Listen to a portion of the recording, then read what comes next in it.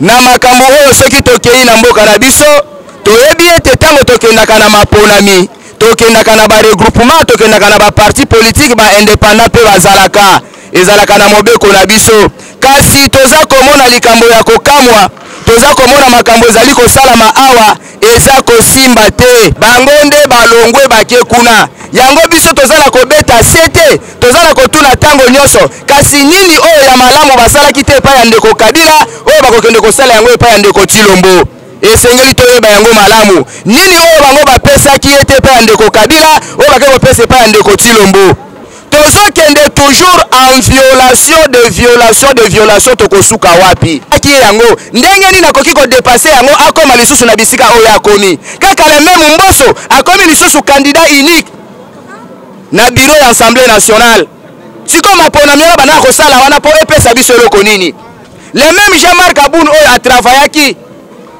na gouvernement oyo wuti kokwea na Assemblée oyo wuti kokwea lelo akomi lisusu candidat unique na poste ya premier vice-président yango tozotuna ngai na kotuna boy soki ya solo union sacrée ezali mpona intérêt ya peuple congolais esengaki mpe na ndeko Jean-Marc Aboun aloba te poste osi nalekaki yango nasengi na ngai na kokota lisusu te bozwa mutu mosusu bosala nini botia ye na place wana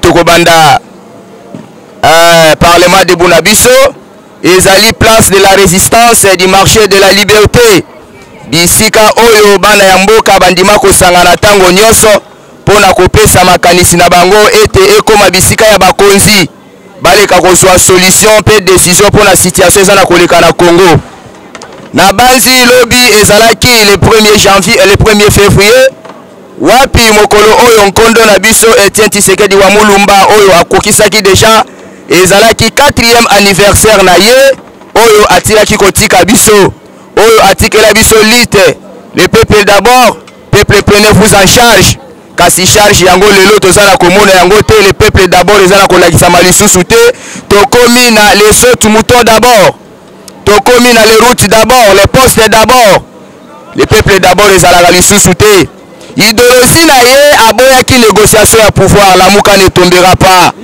alobaki pouvoir ba négociaka yango te pouvoir bazwaka yango na urne ngai nakoki ko négocier pouvoir te c'est pour cela bozomona le président Eli Martin Fayulu alobaki na nzela ya ba peuple congolais na nzela ya Congo ngai nakoki kozwa pouvoir na négociation te ekosenga na ngai peuple congolais bapesa ngai pouvoir oyo ezali na légitimité po ete nameka koservir bango malamu lamuka ne tombera pas na situation eza na koleka na kati ya République démocratique du Congo tomonaki bisika wapi towutaki na maponami ndenge tokendaki kopona nani akoki kokamba mboka na biso Congo nani akoki koevolue na Congo na maponami tokendaki bomonaki ndenge esalemaki je pense que non na ba province mususu baboyaki bango ba participer na maponami wana lelo toyo komona ba résultat ya ba élection oyo eleki na kati ya mboka na biso kino lelo peuple congolais akokaka ko se retrouver te peuple congolais akokaka kozwa autonomie ya koloba te na moto oyo aponi na nzela na maponami lamuka ne tombera pas na makambo oyo soki tokei na mboka na biso toyebi ete tango tokendaka na maponami tokendaka na ba regroupement tokendaka na ba parti politique ba indépendant pe bazalaka ezalaka na mobeko na biso kasi toza komona likambo ya kokamwa toza komona makambo ezali kosalama awa eza kosimba te pona nini le président Eli Martin Fayulu ayebisaka bango ke union sacrée ezali deuxième grossesse ya coalition FCC cash tomonaki bato babetaki mbela batiaki tembe kasi ba effet yango oyo ezali komonana na miso makambo yango alobaki yango oyo ezala komonana union sacrée ezali deuxième grossesse parce que tozali komona ke tolobaki boye mboka oyo tozwami mikolo donc 18 ans na kati na borumbu na kati na bosoto na kati na pasi na kati na nzala na kati na kozanga tosengaki toluka mutu ya malamu oyo akoki kolongola biso na pasi oyo yango toponaki le président Eli Martin Fayulu oyo peuple congolais bavotaki à 100% mais lelo toye komona na nzela na ndeko Kabila oyo azwaki initiative ya koloba ke ngai nakoki kopesa pouvoir n'importe qui te toke na maponami alobi te esengeli napesa moto oyo akondima kosala bakor na ngai. Tomonaki mpe babengaki président Eli Martin Fayulu me aboyaki yango. Lelo bomonaki ndeko Tshilombo andimaki yango kosala mosala wana elongo na ndeko Kabila, kotravailler ensemble elongo na ndeko Kabila. Ye mpe na part na ye ayebisaki bango bokende kotravailler na ndeko Tshilombo bosunga ye ete aresir na manda na ye. Me likambo ya kokamwa lelo oyo toye komona coalition FCC cash bayebisi biso keno epanzani. Kasi epanzani na lolenge nini tozala komona clair te. 2 ans après bayebisi biso keno totravailler malamu te esengeli tokabwana na bango ndeko Tshilombo aye kosalela biso union sacrée. Mais bazala ko tromper vigilance ya peuple congolais parce que union sacrée oyo ezali kaka makambo oyo Kabila azalaki kosala à l'époque na ngonga na ye. Asalelaki biso gouvernement union nationale. Lelo bayeli biso union sacrée. Balongoli kombo ya cash batie union sacrée. Mais ezali kaka même bato oyo batravaillaki na Kabila bango pe bakie na kati na union sacrée. Lamuka ne tombera pas. Bango nde balongwe bakie kuna. Yango biso tozala kobeta sete, tozala kotuna tango nyonso. Kasi nini oyo ya malamu basalaki te pa ya ndeko Kabila, oyo bakokende kosala yango pa ya ndeko Tshilombo. Esengeli toyeba yango malamu. Nini oyo bango bapesaki ete pa ya ndeko Kabila, oyo bakoko pesa pa ya ndeko Tshilombo. Kabila yo moko alobaki nazozanga 5 personnes soit 15 personnes oyo bakoki kosunga ngai. Kasi na 15 personnes wana oyo alobaki tozangaki bazangaki tomonaki ba oyo nyonso balongwe bakei na kati na union sacrée bazalaki na parmi ba 15 personnalités oyo Kabila alobaki nazozanga bango. Mais lelo bango nyonso bakatisi na ngambu bakei na union sacrée. Kabila alobaki ke tomoni keno balobi keno entourage nde muto ebebisaki ye. Mais kaka le même entourage yango tomoni bango bakeli lisusu epai ya ndeko Tshilombo tozala komona yango confusion. Likambo ya kokamwa lelo oyo tokomi komona sikoyo na kati ya Assemblée nationale bachaise na biso ya institution ekomi bafoué ekomi saccagé makambo ezala kosala makuna eza lisusu malamu te. Wana ezali lisusu démocratie te. Démocratie eza yango wana te. État de droit oyo biso tolobaki keno il faut instaurer état de droit yango wana te. Parce que na kati ya état de droit tomoni ke ezali respect ya constitution, ezali respect ya ba texte, ezali respect ya ba règlement juridique ya République démocratique du Congo. Lamuka ne tombera pas. Mais tozomona état de droit yango te. Lelo les mêmes effets oyo tozomona ezo produit toujours les mêmes causes.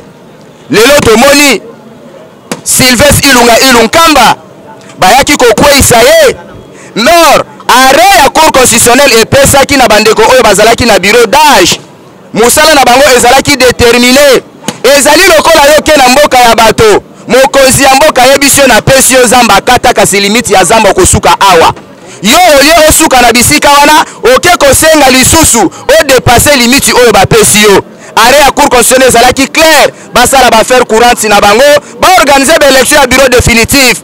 Mais kaka bandeko wana bake lisusu kosenga bakoma koexaminer pétition motion de censure contre premier ministre balobi ezalaki biso te eza badepute bato basengaki yango. Kasi biso mpe tokosenga na badepute wana oyo basengaki yango basenga mpe na cour constitutionnelle bainvertir gouvernement oyo ndeko Tshilombo kobimisa kaka na bureau d'âge wana. Lamuka ne tombera pas. Yango tolobi ke tomoni keno bakokoka kosala yango te.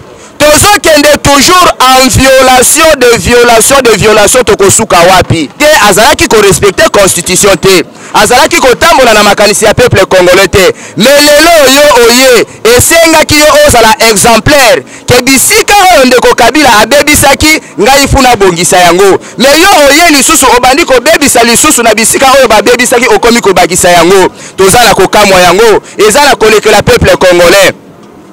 Pouvoir oyo cour constitutionnelle alobaki boyeke ba député bazali libre ya kosala choix na bango po baza ba éli ya peuple congolais. Mais na mapona mitomonaka bango bakendaka na ba parti na bango na ba regroupement na bango lelo bakomi libre po bakwesa premier ministre. Tango bakwesi premier ministre pona konome gouvernement ya sika ezosenga bureau définitif eyati bureau définitif eya. Kasi bureau définitif wana tango bakoinstaller yango lobi mercredi soki ba élection esili bakoya koinstaller gouvernement na mois de mars. Le 15 mars tango bakozonga na session na bango. Kasi pona nini te balingi keno ba installer gouvernement na kaka na bureau d'âge oyo.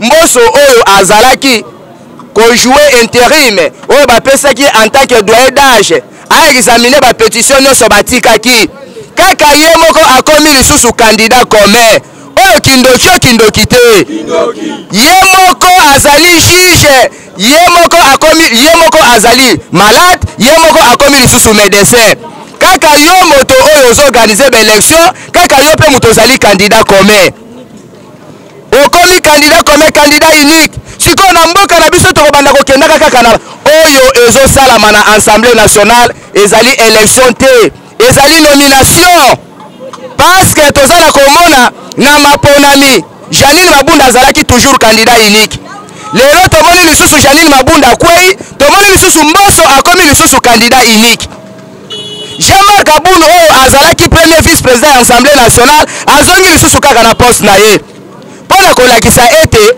lolenge tozala kokende lelo na ngai na yo peuple congolais totia elika na maponami oyo ezala kosalama na assemblée nationale te kasi toyeba keno président ya assemblée nationale eza Mboso premier vice-président eza Jean-Marc Aboun po ntina ya kokende na maponami eza te po tokokende na maponami na assemblée nationale po tokende kosala nini po candidat na bango déjà monanaki président ya assemblée nationale déjà monanaki sikoyo baélection oyo bazoorganize ntina nango eza nini parce que candidat unique wana batie kaka ye nde moto akobima premier vice-président wana batie kaka ye moto akobima donc qu'il pleuille qu'il neige kaka bango nde bato bakobima eloko moko eza kuna te oyo bazosala wana eza maponami te oyo bazosala wana eza toujours eza stratégie oyo basali po to comprendre te ke pouvoir eza na légitimité te du fait que toza toujours kotepatepa na kati na minute oyo bazala kosala baboyi réforme ezosalama te nyonso bakosala wana ekotikala kosimba ta mokolo moko te po crédibilité eza te comment se fait-il que Mboso oyo azalaki qu'organiser azalaki doyen na assemblée nationale asala baaffaire courante cour constitution arandaki arena ye apesaki yango ndenge nini akoki kodepase yango akoma lisusu na bisika oyo akomi kaka le même Mboso akomi lisusu candidat unique na bureau ya assemblée nationale siko maponami oyo banaka kosala wana po epesa biso eloko nini le même Jean-Marc Aboun oyo atravaillaki na gouvernement oyo witi kokwea na assemblée oyo witi kokwea lelo akomi lisusu candidat unique na poste ya premier vice-président yango tozotuna ngai na kotuna boye soki ya solo union sacrée ezali mpo na intérêt ya peuple congolais esengaki mpe na ndeko Jean-Marc Aboun aloba te poste oyo si nalekaki yango nasengi na ngai na kokota lisusu te bozwa motu mosusu bosala nini botia ye na place wana kesa soko bima na kati ya UDPS c'est pas un problème mais zwana no elongi mususu tia ye na bisika wana po tomona keno ya solo démocratie ezali tomona keno ya solo peuple congolais bazala komona keno évolution des choses mais tozala komona kaka batu oyo bazalaki kaka bango bazala kozonga lelo bakomi kosenga biso keno tomokona o majorité babuskile majorité ekomi na ngambo ya union sacrée siko majorité kokoma na kaya union sacrée union sacrée eza parti politique te union sacrée ezali regroupement politique te siko majorité oyo ekomi kuna ekomi lolenge nini or les vraies majorité oyo biso toyebi eyaka na nzela ya maponami boye to boye te union sacrée oyo tozomona lelo bakomi na majorité 391 députés basali yango na baélection nini tozobenga yango les majorités nées sans élection la muka ne tombera pas ezali mwana ya mwana oyo abotami azangi tata mwana ya makangu aza na tata te donc majorité oyo toyebi source na yango te toyebi bisika ewiti te po majorité wana tokendaki na maponami te majorité wana tozoganga lelo tokota baélection te mais ewiti wapi lelo toyoki keno bakomi majorité parce que soki totangi na baparti nyonso parti moko ezalaki na majorité ndenge balobaki mais biso toyebi keno na début ya législatif bandeko na biso bango moko balobelaki biso ya kashi ke toyebi keno majorité eza na ngambu ya FCC majorité eza na ngambu ya PPRD bango batu babetaki mbela po ntango togangaki baélection oyo ezali baélection fabriqué balobaki te majorité déjà eyebani lelo balingi bapesa biso lisusu deuxième majorité yango tozotuna towitaki na baélection majorité eyebanaki lelo majorité oyo ekobima lelo majorité wana ewuti wapi Le premier ministre akowita au sein de la majorité parlementaire. Si le premier ministre majorité ezalaka kaka na ngambu moko. Mais bino bolobi que majorité longwe na ngambu na ekomi na union sacrée. Si la majorité est na parti songolo pakala. Mais union sacrée ezali parti politique té, union sacrée eza regroupement té. Union sacrée eza bo siko tokotuna premier ministre akowita wapi. La muka ne tombera pas. Makambo oyo eza na kosalama na Assemblée nationale eza inacceptable. Tokoki kondima yango te oyo ezali kosalama. Lelo oyo koyebisa biso ke no tokendaki na maponami. Tokendaki na élection pour na installer bureau définitif ko pona nani oyo akoki kokamba Assemblée nationale. Esengeli oyo liye ba candidat nyonso bazala. Est-ce que boyebi société civile bakomi kotelema balobi boye ba candidat oyo nyonso balongolaki bango il faut bazongisa bango na course. Parce que ba moni erreur moko ezala kati wana te po ba indépendant na élection nyonso bazalaka. Tango oyebisaki député ke aza libre ya kosala choix na ye. Pourquoi pas candidat azala libre ya kokende na maponami en tant que indépendant? Po ba député oyo lobaki baza libre ya kosala choix na bango, ba witaki na ba parti politique na bango na ba regroupement na bango. Lelo tango yo bendi bango na ngambu na yo, bo modifier bolobi non, baza libre ya kosala choix na bango. Kasi na ye bandeli, tango bandeko bakeko postuler na Assemblée nationale en tant que ba indépendant. Pourquoi pas boyebisi bango bazali libre ya kosala choix na bango? Po toza na poste ya changement. Bo écarter bango pona nini? Sikoyo Mbosso a organisé l'élection à bureau définitif. Est-ce que Mbosso a organisé pétition motion de censure à premier ministre? Kaka Mbosso wana a installé bureau définitif à l'Assemblée nationale. Kaka Mbosso wana a la candidat unique à l'Assemblée nationale. La mouka ne tombera pas. Oyo toza komona ezali confusion totale. Donc ça veut dire na minute oyo na ngonga oyo na mokolo ya lelo peuple congolais bazo prendre en âme et conscience na Assemblée nationale élection ezalité. Toza toujours tokende na système ya nomination. Tozo kende toujours na nomination. Mais tango tozo kende ka na nomination. Changement yango yo betaka mbela ogangaka tolingi changement. Kasi biso peuple congolais faut tomona changement yango. Faut obtenir changement yango. Mais tango tozo komona changement yango te. Tozo kende toujours na ba nomination. Congo tokosuka kino wapi? Na yango le peuple congolais bozala vigilant. Na makambo ezala koleka na kati ya mboka. Union sacrée kuna eloko ezali te. Po tomoni ba nyonso oyo biso toboyaka, oyo biso toyinaka na mboka oyo, tomoni bango nyonso bakatisi na ngambu ya union sacrée. Kaka le même batu oyo Kabila lobaki nazozanga 15 personnes ya kosunga ngai, babitakura bazalaka na kati, babatu lukwebo bazalaka na kati, bamboso oyo bazalaki na kati, bangoika sanchi bazalaki na kati. Mais pourquoi balongwe na ngambu wana baye na ngambu kotoyo? Yango biso tolobi soki tokozalaka toujours na confiance ba politiciens congolais mboka oyo ko changer te. Esengeli peuple congolais à se prendre en charge et le baka papa na biso Etienne Tshisekedi wa Mulumba paix à son âme. Esengeli peuple à se prendre en charge. Soki totiki boye mboka oyo ekotikalaka ko changer ata mukolo moko te. Yo lobi na sali 2 ans na bango na réussir eloko moko te. Na travailler 2 ans na zui eloko te. Kasi na moment oyo kaka batu yango yo travailler ki na bango ba rendre yo mauvais service yango yo bakatisi susu na ngambu na yango. Siko lelo tango bokende na répartition ya ba poste okobanda kopesa bango selon poids politique na bango okobanda kopesa bango selon quota. Okotala batu luko bazana combien de députés funa pesa eboye okobanda kokabola bango ba poste selon ba poids politique.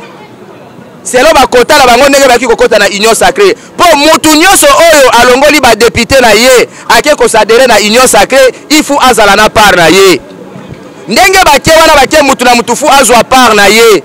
Parce que ceux qui azui part na ye te akozala satisfait te. Yango bomonaki na ebandeli. Tolobaki ke non, ceux qui olongwe na kati ya lamuka o se mettre fin na carrière politique na yo, lamuka ne tombera pas.